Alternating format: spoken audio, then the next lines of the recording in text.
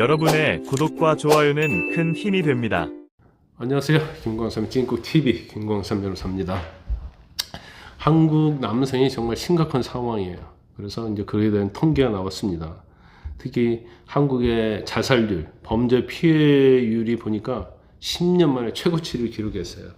그래서 일단 통계청이 발간한 국민의 삶의 질 2024년 보고서가 발간이 됐는데 이걸 가지고 오늘 여러분에게 얼마나 통계 결과가 우리에게 좋게 나오지 않았는지 이 부분을 좀 말씀드리려고 합니다.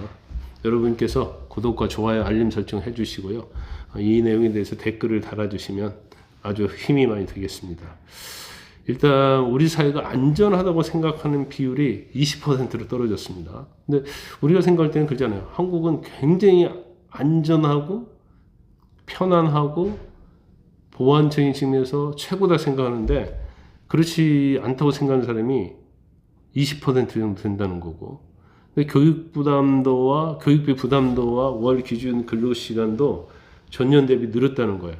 그래서 이 통계를 보면 전반적인 삶의 만족도가 경제협력개발기구 OECD 국가 대비해서 최고로 하위권이라는 겁니다. 그래서 전반적인 만족도 점수가 6.4점이라는 거예요. 작년에 6.5점이었거든요. 근데 그래서 하락을 했다 이렇게 볼 수 있는데, 먼저 이제 범죄 피해율에 대해서 한번 말씀을 드릴까요? 2012년에 이 통계를 시작을 했는데 이 범죄 피해율이 가장 높게 나타났다는 겁니다.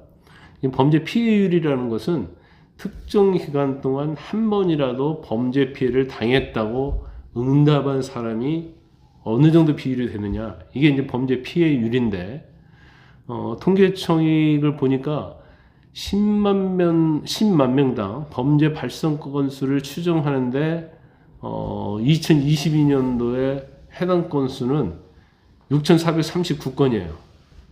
그런데 2020년도에는 3,806건, 거의 70%가 증가했다는 거예요. 범죄 피해율이. 그래서 이렇게 증가를 했는데 그럼 범죄 유형은 어떠냐, 이걸 한번 봤더니 제3범죄가 가장 많이 증가했다는 거예요. 제3범죄는 뭐예요? 사기랄지, 횡령이랄지, 절도랄지 이런 것들이 제3범죄라고 하거든요. 그래서 2020년도에는 2,928건에 불과했는데 2022년도를 보니까 5,397건으로 대폭 증가했다는 거고, 그리고 2014년에서 2020년까지는 10만 명당 범죄 피해 건수가 4,000건 밑에였다는 거예요. 그런 거에 비하면은 5,397건이니까 굉장히 많이 늘었다 이렇게 볼 수 있는데, 아마도 제가 볼 때는 이제 보이스피싱이랄지 주식 리딩방 사기, 코인 사기 이런 게 많잖아요. 그래서 사기 범죄 건수가 굉장히 눈에 띄게 늘지 않았나 싶습니다. 그 다음에 이제 제3범죄에 이어서 폭력범죄 역시 굉장히 지속적인 증가 추세를 보이고 있다 이렇게 볼 수가 있을 것 같아요. 2016년에는 10만 명당 388건이었던 것이 2018년도에는 566건. 그러니까 쭉 늘다가 2022년도에는 1041건이 늘어났어요. 그러니까 엄청나게 늘어난 거죠. 2016년도에 비하면 이거 몇 배야 이거? 한 3배 가까이 늘었네요. 그러다 보니까 안전에 대한 전반적인 인식도 굉장히 낮아졌다는 거죠. 그래서 우리 사회가 전반적으로는 매우 또는 비교적 안전하다. 저는 안전하다고 보거든요. 그런데 그렇게 느끼는 사람이 2022년도에는 33.3%였는데 2024년도에는 30% 밑에인 28.9% 하락했다는 겁니다. 2023년도 10만 명당 자살률을 한번 볼까요? 보니까 2023년도에는 27.3명입니다. 이게 2013년 이후에 최고치를 기록했다는 거예요. 근데 여기서 보면 남성 자살률이 좀 더 늘었다는 겁니다. 2022년도에는 35.3명이었는데 2023년도에는 38.3명으로 증가했다고 그래요. 물론 여성 자살도 좀 늘었어요. 근데 약간 늘었습니다. 그렇다고 한다면 이렇게 높은 자살률이 사회 전반에 이제 활력이 좀 약해지고 있다. 우리나라가 이제 OECD 국가 중에서도 노인 자살률이 굉장히 매우 높은 국가거든요. 그래서 특히 이제 독거노인이 느끼는 우울감, 외로움 이런 것들이 굉장히 높은 편입니다. 그 다음에 이제 교육비 부담을 한번 봤더니 역시 상승을 했습니다.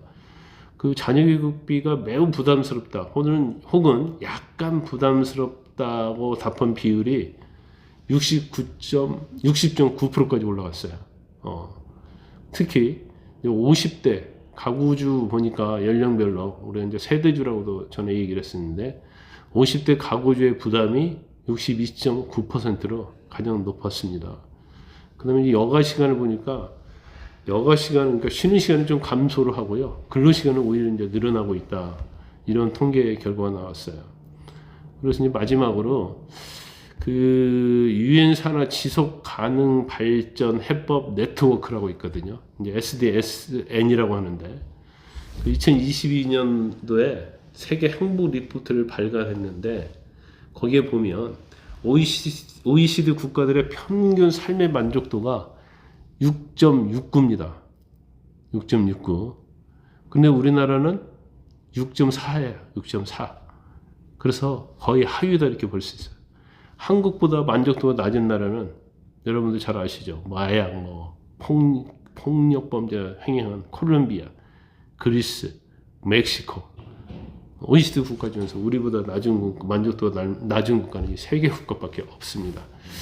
그래서 우리나라가 왜 이렇게 됐는지 이거에 대한 이제 근본적 원인을 분석을 해야 하고, 다음 대선에서 대통령이 누가 되느냐, 그 다음 국회에서 국회의원이 얼마나 자질이 좀 있고 이러한 것들을 인식하고 대한민국을 한 단계 더 상향할 수 있는 안전적인 측면에서, 그리고 어떤 범죄 피해율 측면에서, 그리고 어떤 국민의 행복의 어떤 수준 이런 걸 높이는 그런 좀 훌륭하고 기대할 수 있는 대통령이 이번 대선에서 꼭 나왔으면 좋겠습니다.